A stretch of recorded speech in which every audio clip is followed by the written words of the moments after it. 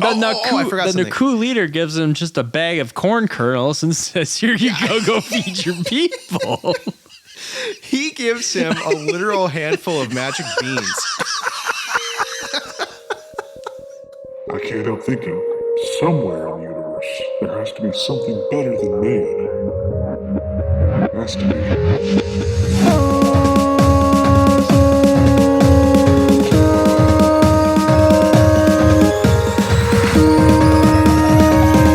Ladies and gentlemen, welcome to Ascension to 10.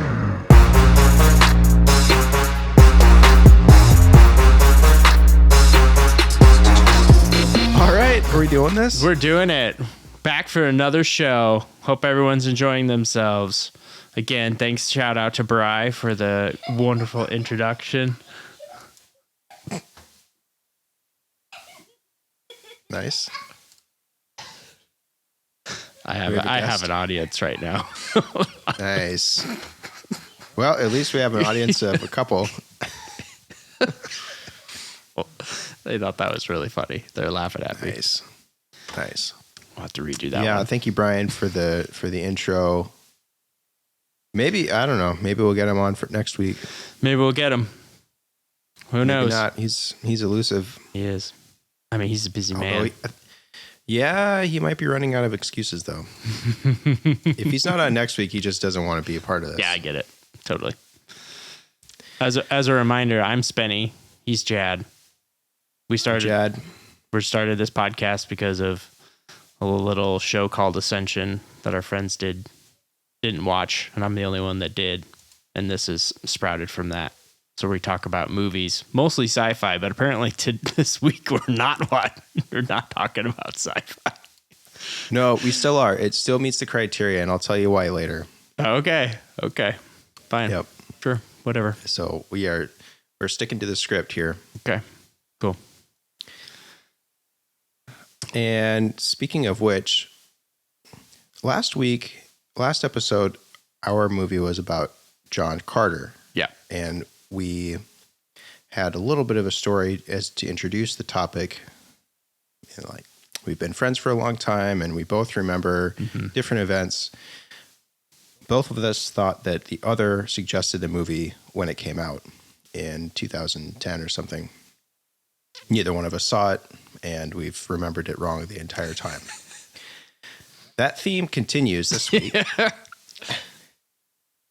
The topic of the day is this little movie called 10,000 BC.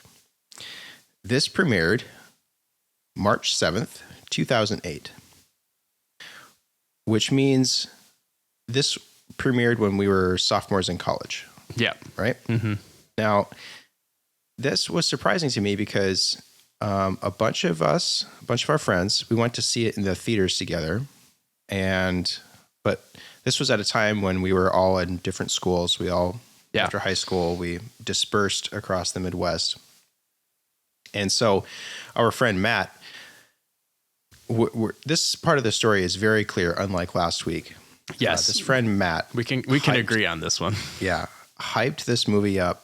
And because it was released in March, he must have hyped it up around spring break, because a bunch of us were home, and he said he convinced about 10 of us, I think, to go see this thing in theaters, and he wouldn't shut up about it. Went on and on. So I think there were about 10 of us, took up an entire row in this movie theater, and yeah, sure, we're excited to see it. I mean, it's made by the guy who made Independence Day and whatever that 10 Day After Tomorrow or whatever. So yeah, it might be a blockbuster at the very least. And 90 minutes later, we walk out of the theater and couldn't believe that Hubble convinced us to go see this thing. And so, do you remember?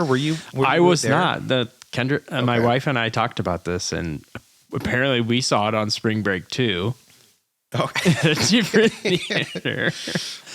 I don't think we watched the whole thing because I did not remember the ending to this at all. Really? Yeah. Well, it's pretty forgettable. Yeah. Right. The whole movie is pretty forgettable. Also, when the movie started, I was thinking of the movie Apocalypto, and I was like, man, this is just not.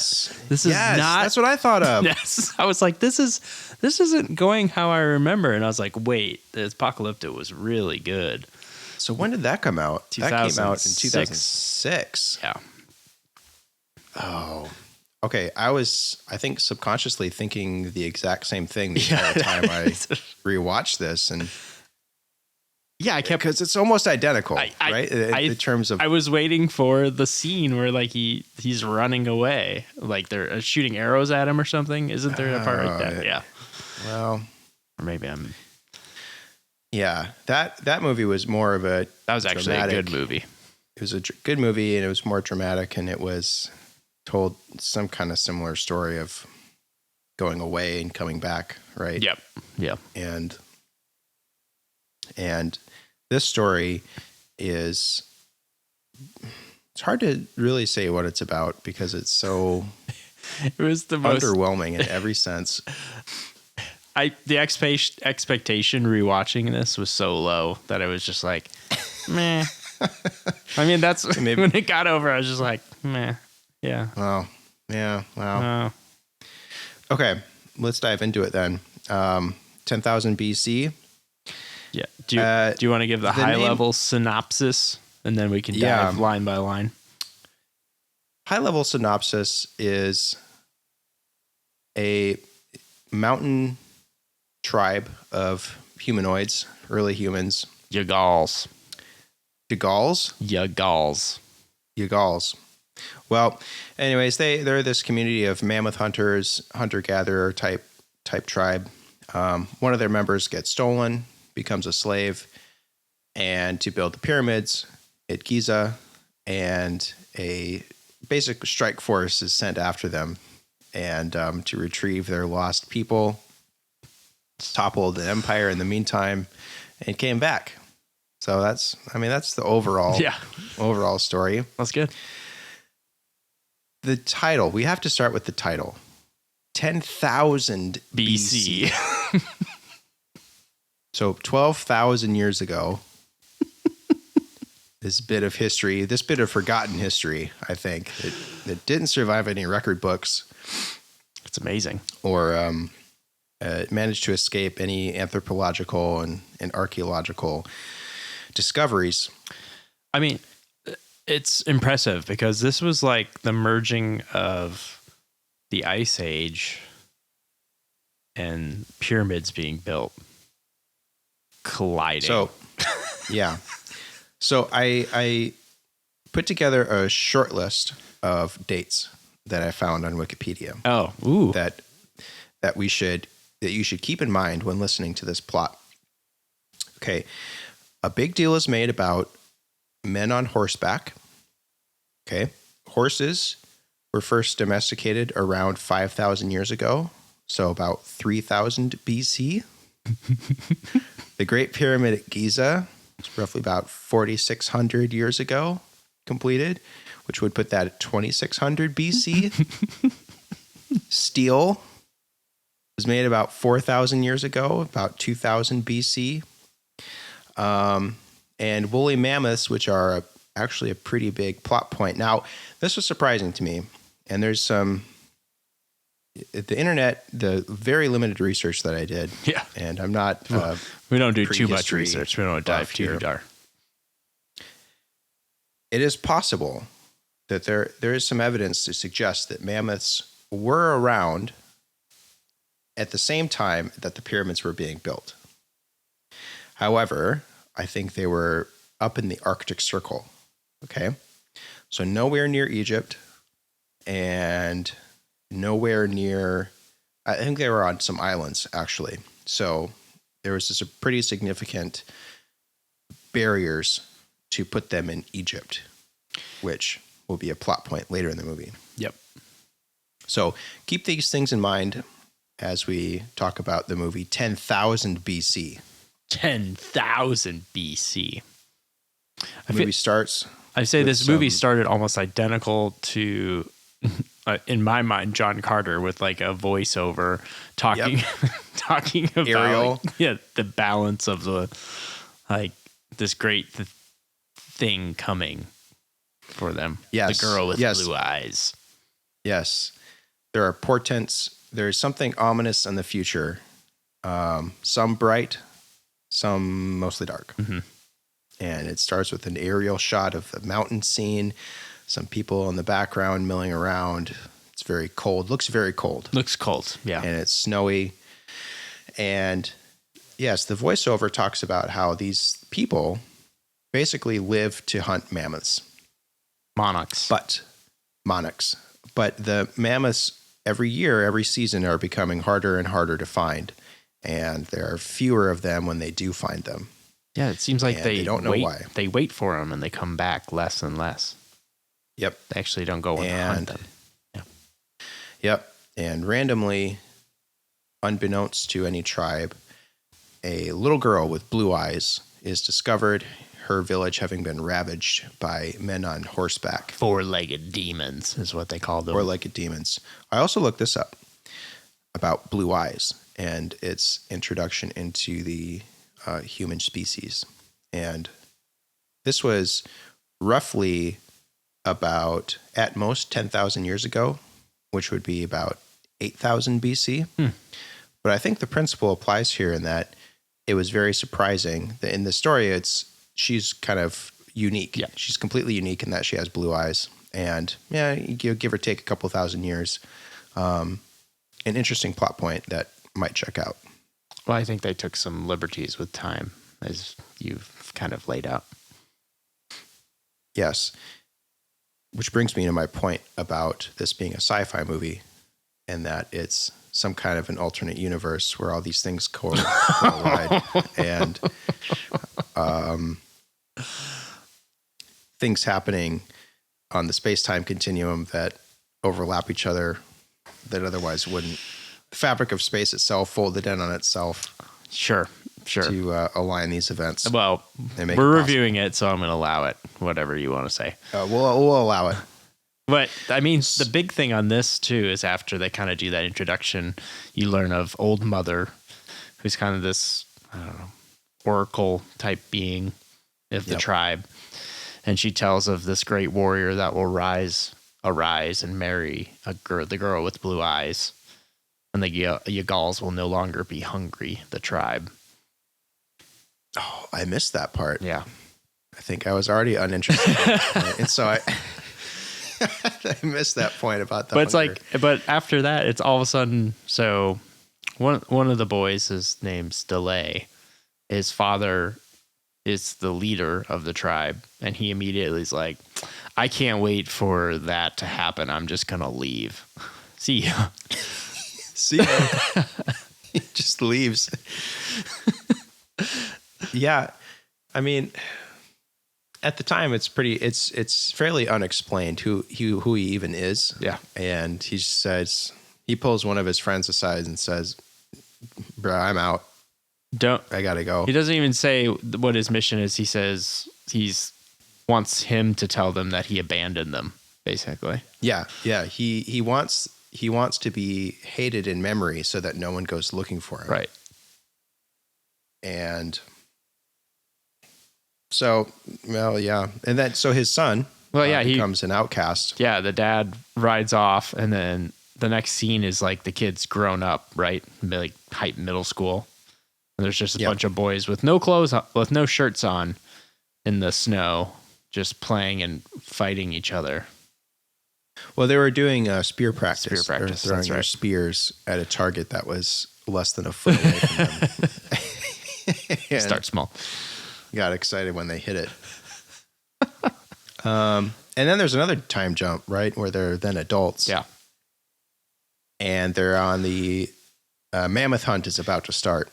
They've waited long enough. Yeah, and a herd of mammoths. The voiceover says, "The day of the last hunt has come." Right. And they're all no more hunting after this. Yep. And so whoever kills the lead mammoth then gets to lead the tribe. Right. And throughout this scene, they keep making it a point to say, we only hunt as one. We can only do this if we all work together. But yet only one person gets to throw the spear. They have one shot to kill this thing. And a lot goes into it because they have to herd these mammoths into a very specific natural formation of kind of like a canyon. Valley. Yeah, valley. Kind of the canyon, right? And they're going to throw some rocks or something on it and catch it in a net. And so it's all very orchestrated, but only one person gets to throw that spear.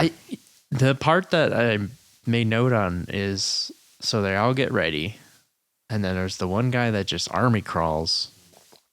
Tic Tac. Is it Tic Tac? Is it Tic Tac? Tic Tac. Okay, it is Tic Tac. Well, its real name's Tic Tac, but I definitely called him Tic Tac too.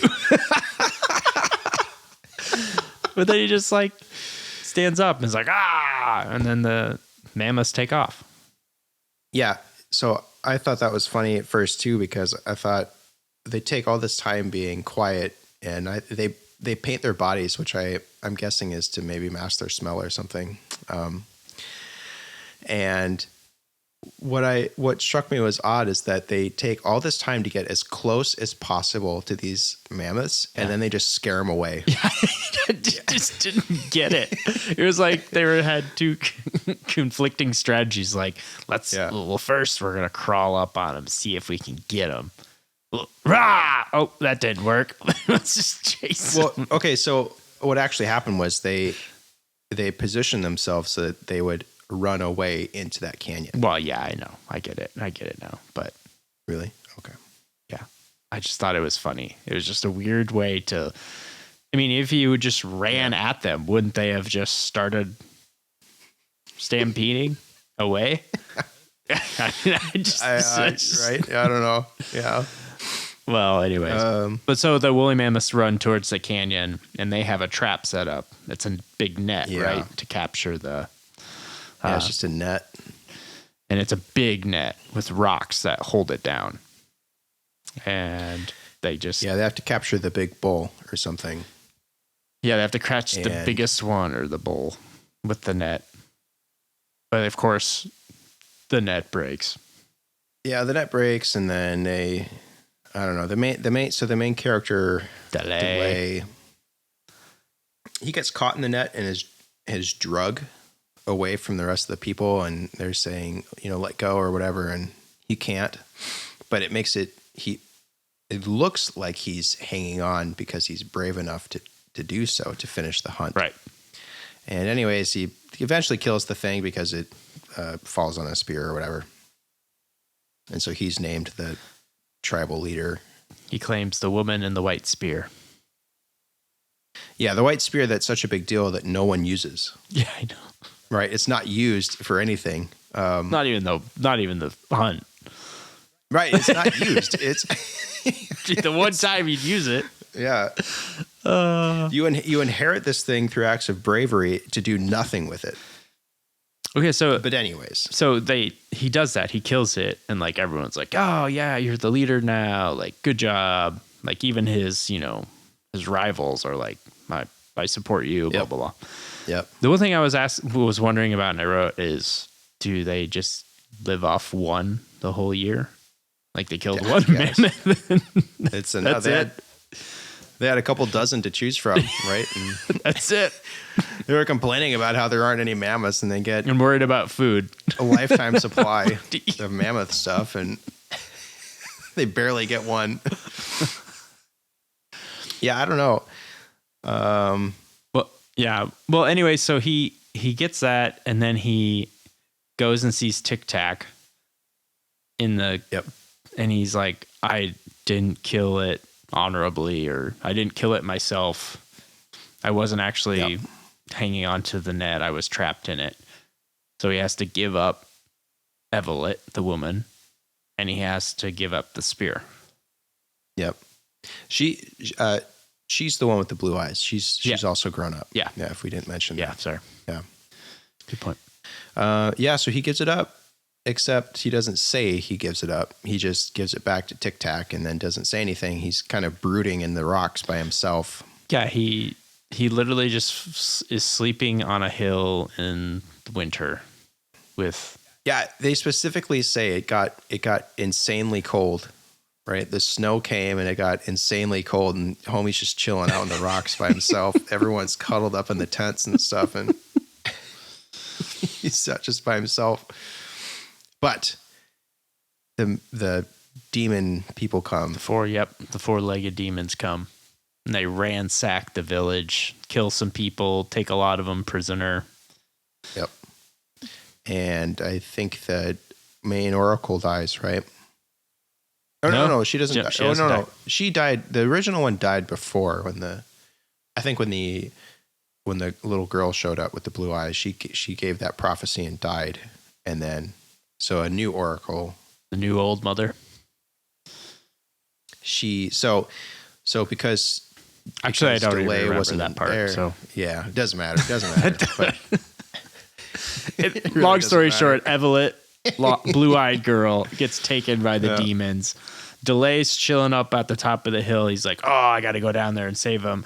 But instead, Tic Tac like pulls him down and is like, "You got to stay here." And they just watch as the little tents get burned. People Tic Tac was chilling too. Tic Tac's the leader, and he was just chilling. Yeah. Well, and so he was in charge there. Yeah. So then all those four-legged people, the four-legged demons, go and take all the people, including Evelyn.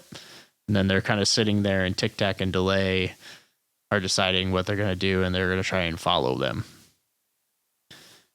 Yep, and they take one more person, his Delay's rival. They take him too for some reason. Yeah, what was his name? Forget. And Cha Ren or something. So did you notice when the new old woman oracle was giving them a blessing or whatever to go and regain their people? She spits on them. Yeah. She spits on all of them.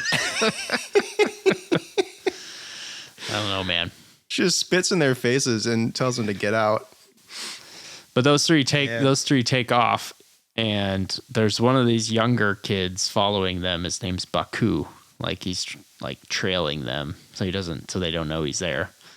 And they just keep following, and then of course they realize Baku's back there, and he joins them. So there's four of them, and they get trapped in this massive blizzard. So they lose the trail of what they were following, the horse's trail. I forgot that too. Just I didn't even notice that. Just epic blizzard. But then they just keep walking. What? And they just keep going, and they keep going, and they keep going. And then it kind of flashes to Evelyn, and they realize that she's been dropping little charms from her bracelets and stuff as a little trail. Yeah, that Delay gave her. Yeah, Delay gave her. But she gets caught dropping these, so then she gets whipped on her hands. So she drops the whole charm because her hands are been whipped so bad. And somehow they still follow the trail, and these four guys, the Delay and Tic Tac and Baku and the other guy, and they find it. Just stumbled upon it. Yep. And let's see. At some point, so it was also said that no one from their tribe had ever left, and they had never gone over the mountains. Right. So they have no idea where they're going. To them, the world doesn't exist outside of the mountains. Nope. But the landscape quickly changes. I guess they come out of the mountains and they end up in a jungle. Yeah, it's odd. It's just like rainforest. Yeah, it's a rainforest. Yeah, it's a rainforest, and then some velociraptors are stalking around.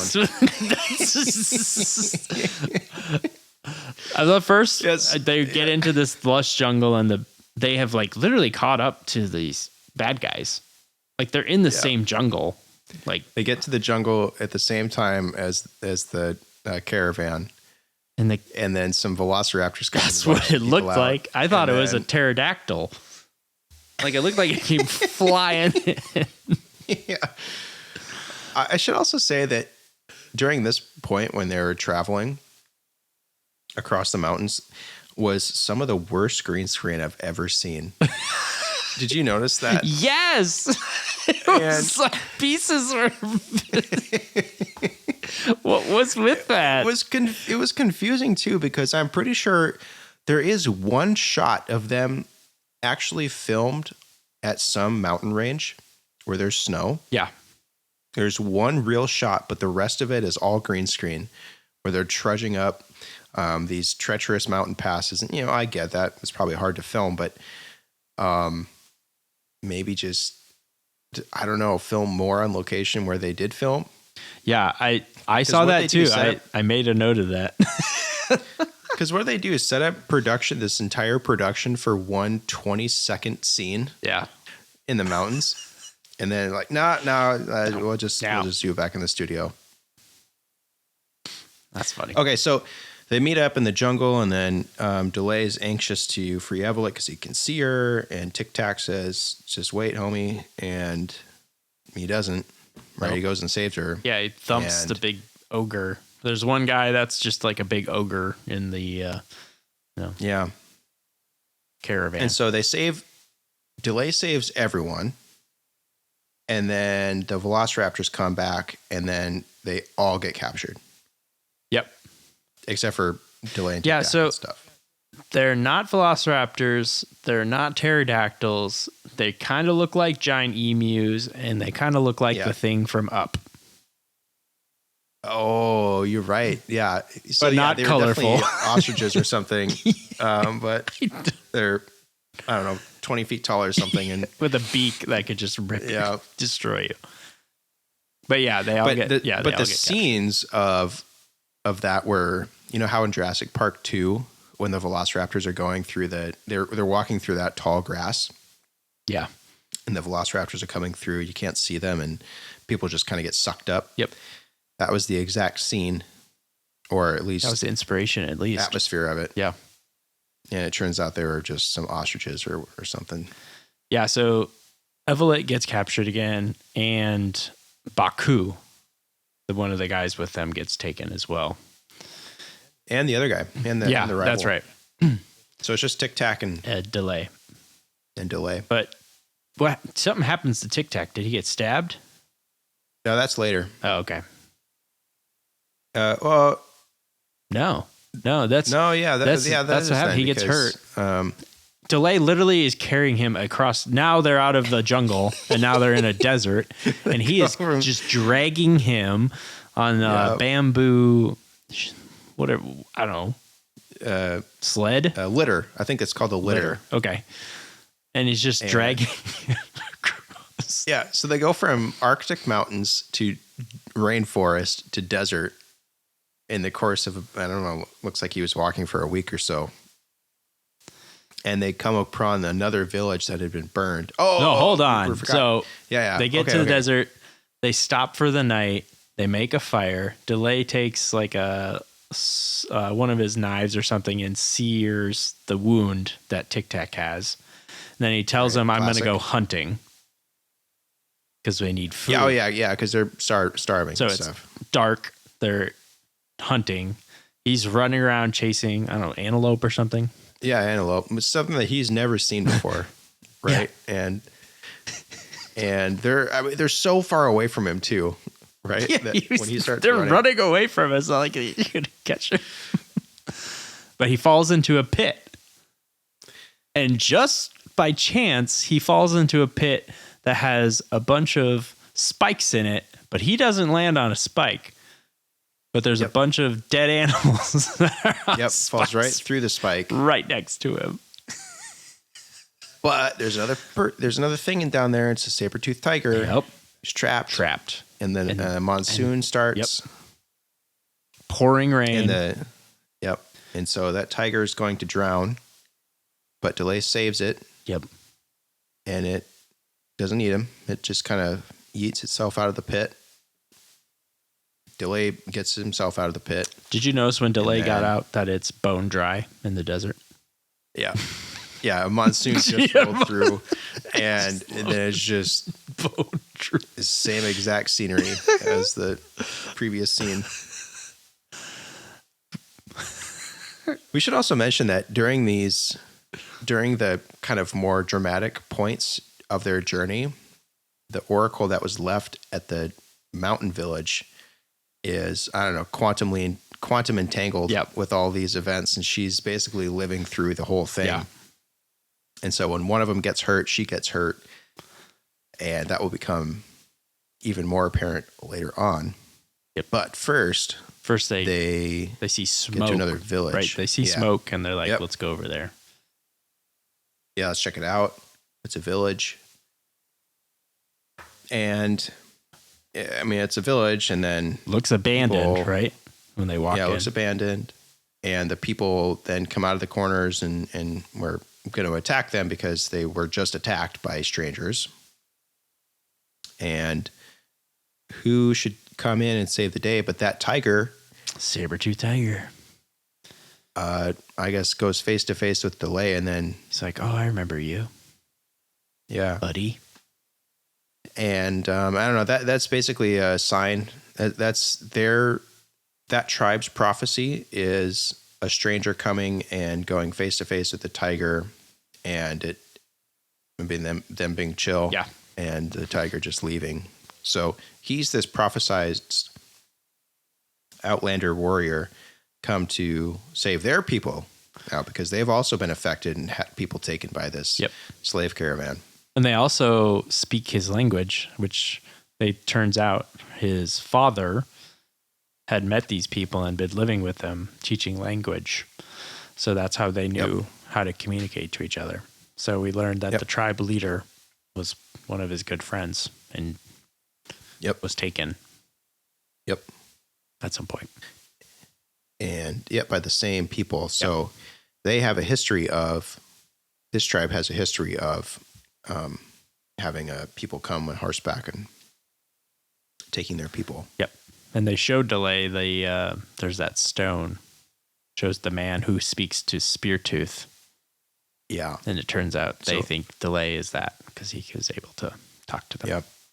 And so he's starting to maybe believe in himself that, well, but what he realizes is that he will need an army if he's going to get his people back from these four-legged demons. So everyone, the surrounding villages, they set up this little Council of Elrond thing and say, "Let's go. Let's go. This is the guy. This is that tiger guy that we've been talking about. He's here. So, let's do this." Yep. And they're looking for the birds. Because it was prophesied that the bad people were going to fly on birds or something. Yep. So they start this epic journey and they go across sand. Right? Yeah, well, they catch up to the birds are boats, which is large sails. They catch up to them. So they find the Nile River. Yeah. And then, but they're already gone. They're already on the boats. So the only option, they can't keep up with the boats. So the only option is a shortcut straight through this heart of, I don't know what desert that would be. Serengeti, maybe, in Africa. Yeah, I don't know what the north one is. And so the problem with that is, or it's the Sahara. Sahara, yep. Yep. So they have to go through the Sahara, which no one has ever done successfully. And because they keep going in circles because they keep trying to do it during the day. Yep. But anyways, and like they get across the desert and stuff. They navigate by stars or something, and North Star, and whatever, something like that, and and so whatever. It's not important. They cross the desert, right? Yeah. They get there. They're in Egypt. And here's the pyramids. It turns out there's a giant pyramid. And so, because up until this point, there's been no explanation for why these people come out of nowhere and take their people. Yep. They just showed up, got exactly what they were looking for, and left immediately in all these cases. Well, it turns out that they were collecting slaves to build the pyramid. And monarchs. And yes, so the mammoths are also being utilized to build the pyramids, and that's where all the mammoths have been. Yep. And that's why the tribe in the mountains have been having fewer and fewer mammoths over the years, because they've all been captured and domesticated. So I did look up, they talk about what mountains that tribe is from. It's called the Ural Mountains. It's in Russia. Well, The trip to Egypt was over 5,000 kilometers, and if you walked it, would take 1,074 hours. Take 30 years to get there. 3 straight days in a car if you drove. So, what do you think about this? Is there any possibility that they first encounter a rainforest? So they start in Russia. Yeah, well, then my only thought is straight to a rainforest. Isn't like Sochi is on the Black Sea and it has palm trees. So my thought was maybe that is the jungle.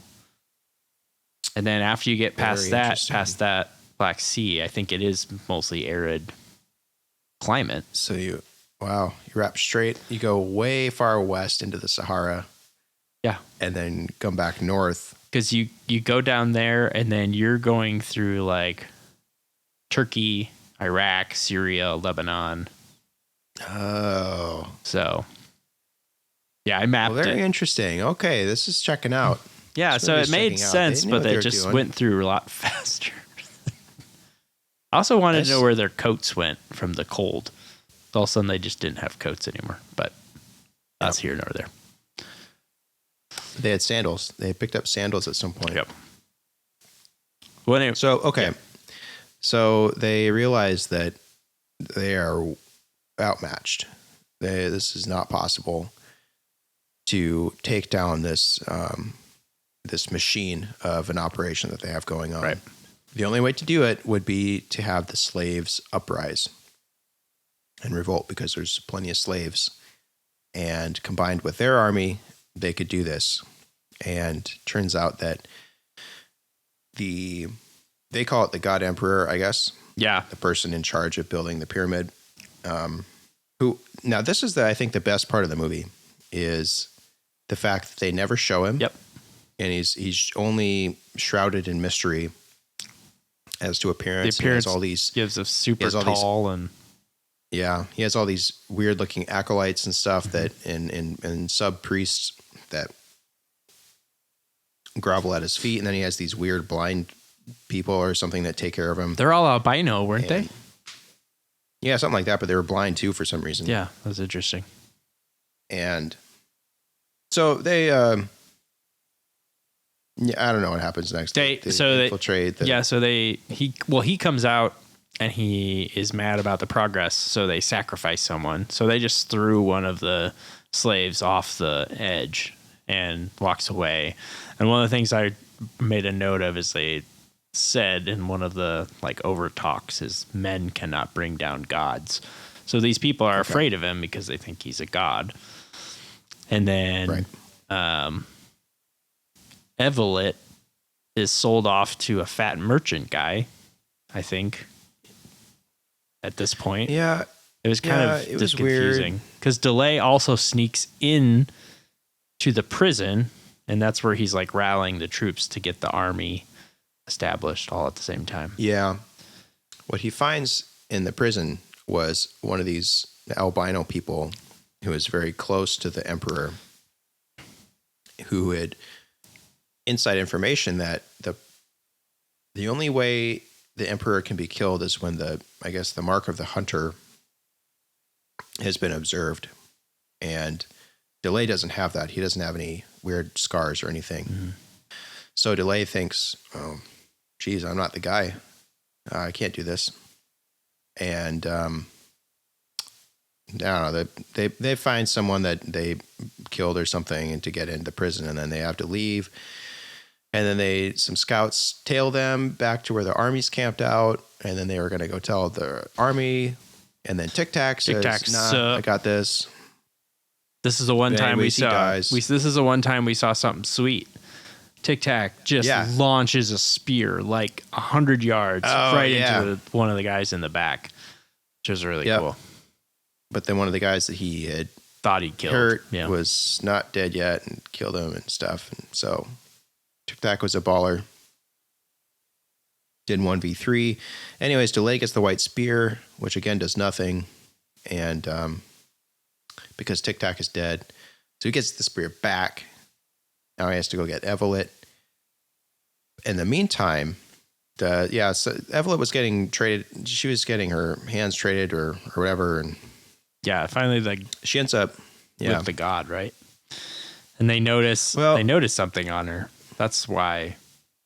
Yeah. So they notice a pattern on her hands from where she got whipped before in the movie. Her scars had healed up to a point where there was some scabbing, and it made this pattern. And all the little acolytes freaked out and then told the main priest, and then the priest told the emperor. Did you recognize the constellation that they looked at? I don't know. So that was Orion, the hunter. Oh, so that's the sign. So that's the sign. The constellation Orion had been found on the flesh of someone. So the time was nigh that the emperor could be in peril. So I don't know what he said something about just let him come or something. I don't know. At that point, it just kind of didn't make sense because the emperor was afraid, but then he's, I'm good. Yeah. I mean, well, yeah. So they see that, and then isn't this right when the revolt happens? Yep. So they managed to get through to the slaves that. Oh, he fires up the troop. We got to do this. Yeah. We fire up the troop. We battle as one. Yep. That's what he said. And so the whole plan hinged on riling up the lead mammoth, just like they did in the hunt. So they stampede. So that they could do a stampede. And it took a little bit because the will of the mammoth had been broken so much. But anyways, stampede happens, and then so now there's mammoths flying down the side of the Great Pyramid at Giza, and people are trampling. And at this point, it's just CGI. It's just mammoths running around and tiny little people, like mini figurines of people getting out of the way and getting trampled and stuff, or in the foreground hollering and whooping and stuff. And it's a revolution. I will admit though that the mammoths looked pretty good. Yeah, you have to kind of admit that. I thought they looked great.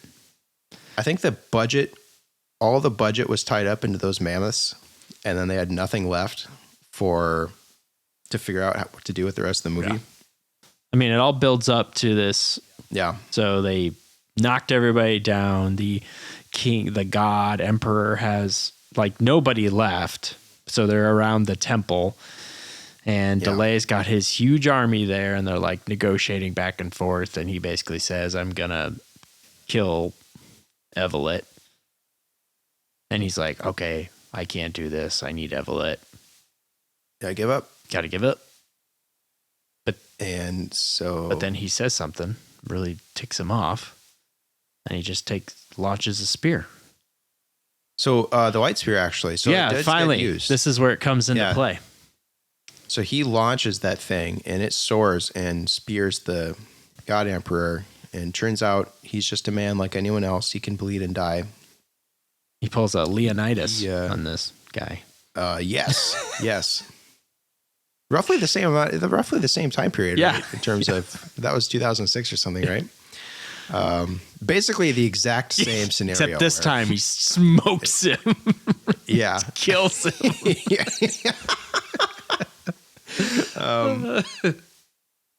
So he's dead, and then that's basically it. But then Evelyn gets captured again. Of course, she gets caught again. She can't get away. But she manages to free herself. Yeah, she stabs the guy in the back. He's taking her away on a horse, and she stabs him. Yeah, so she falls off, and then she's running towards DeLay, but then the homie wakes up and shoots her with an arrow, and she dies. Yep. Cut back to the old lady in the village. She's experiencing all of this. She sacrifices herself through this quantum entanglement, another nod to sci-fi.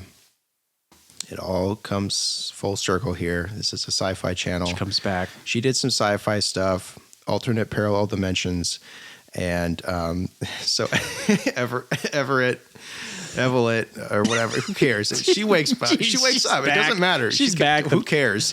She's back. The old lady dies, and she's back. And then basically the next day they roll it back in town. The I forgot the something. Naku leader gives him just a bag of corn kernels and says, "Here you go feed your people." He gives him a literal handful of magic beans. And again, they had no clothes, and they show up and they have full winter coats on again, and they just they live happily ever after. So the point is, the agricultural revolution is now starting in the Arctic Circle. They're not going to hunt mammoths. Not going to hunt mammoths anymore. That's done. The last hunt happened, and that's over now. Oh my god! He came back with a handful of magic beans, just like the prophecy said that he was going to feed. The warrior was going to come back and feed the whoever. It doesn't matter. You give a man a fish, feed him for a day. Teach a man a fish. Teach him how to give some beans, and then there was a scene where he's rubs his hand over the crops, and he's like, "Oh, they're coming in. They're coming in good. They're coming in." Farmer Fran's now out there. And, can you believe this weather? Crap's coming in good this time. And that's it. Her and Evelyn or whatever is. Yeah, that was it. They're the end. The end. So the budget on this movie was $105 million, and let's go. And the box office was $269. What? Yeah. Are you kidding me? I was so hyped. I remember it just being insanely hyped. So so John Carter was negative, right? John Carter big L. broke even, I think, because it was $250 million was the budget, and I think it was like $270 or something for the box office. Okay, for worldwide. So it still came out ahead, but so this operation came out ahead, 100 milli or so. Good for them. Yeah, they did not deserve that, but I thinking of, because I feel like John Carter and this have, like, I don't know, I would consider this probably a big budget, but the CGI and stuff on this was, man. I mean, the story plot is just, it's like, how many times have we seen a movie like this? It's like, girl gets stolen, guy has to go on this epic adventure. She's going to die, but at the end, she gets saved somehow, some way. And here we are. The end. Did you recognize the delay, the main guy? Yeah, he looked familiar, and I was trying to remember what he was in. It was, dang it. So Stephen Strait. Yeah. And he was in The Expanse. Yes, that's what I forgot to put my note on there, because I was like, son of a gun, I can't believe I watched this crap. But I don't know. Of course, The Expanse, of course, being actually really good. Spenny just can't get over a small. Got to get up. I'll try it again sometime. Okay, so rating time. What'd you give it? I gave it a 2.6. 2.6. Wow. John Carter was a 3.5, I think. That's 2.6. Yep, and I gave it a 4. Mm-hmm. And so, if we remember, Tremors 6, A Cold Day in Hell. Spenny, you gave that a 0.9. Yeah. Right? You gave it Ascension. I gave it an Ascension, right? Worst thing ever made. Worst thing I've seen. And I got to say, this is... So, okay. I'm going to tabulate here. 10,000 BC. You're giving it a 2.5? That's pretty generous, man. I got to give it a 1. Okay. It sucks. It did suck. It sucks. It sucks. It's not good. Don't watch it. It's really bad. Why do we keep watching this crap? Oh my gosh. Yeah. So yeah. that was So all right. No. It was. I mean, yeah. Hopefully. Hopefully we can bring. this episode Hopefully was we can better, bring but- home a winner at some point. Well, speaking of which, you left me on a bit of a. Well, no, you didn't. You didn't mention it at the end of last episode, but you were hyping up something in our text thread. He said for next week, you're not going to believe it. It's going to be amazing. Yep. So you gonna tease it? Yeah. Next week we're gonna watch After Earth with Will Smith. Oh, that's the one with Will Smith and his son, right? Oh, great. I don't think we're gonna break above a 5 on our scale anytime soon. Our list has a bunch of good movies, but I want to get some of these bad ones. The other one I was thinking about doing was Planet of the Apes, but the 2001 did with Paul Giamatti and Mark Wahlberg. James Franco? Mark Wahlberg. Oh, the old one. Or not the old one. The one in between the originals and the re-remake. Yep. But no, we're doing After Earth because I'm told that's a terrible movie. All right. So I've never seen it. Have you seen it? I can remember but I remember the trailers. It looked epic. It's like a father and son like on a mission. I don't know. But that's it, man. Well, you heard it here. After Earth. That's episode 4. Here we go. Well, anything left for this episode? No, I mean, 10,000 BC is 10,000 BC. There's just not much more to add to it. It's really bad.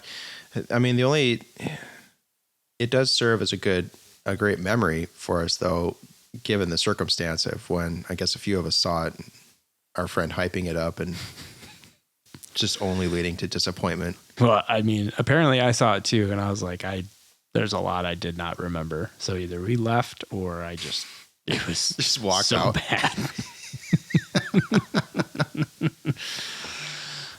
All right. Well, until next week, After Earth, everybody have a great week. Yep. Thanks for listening. Peace.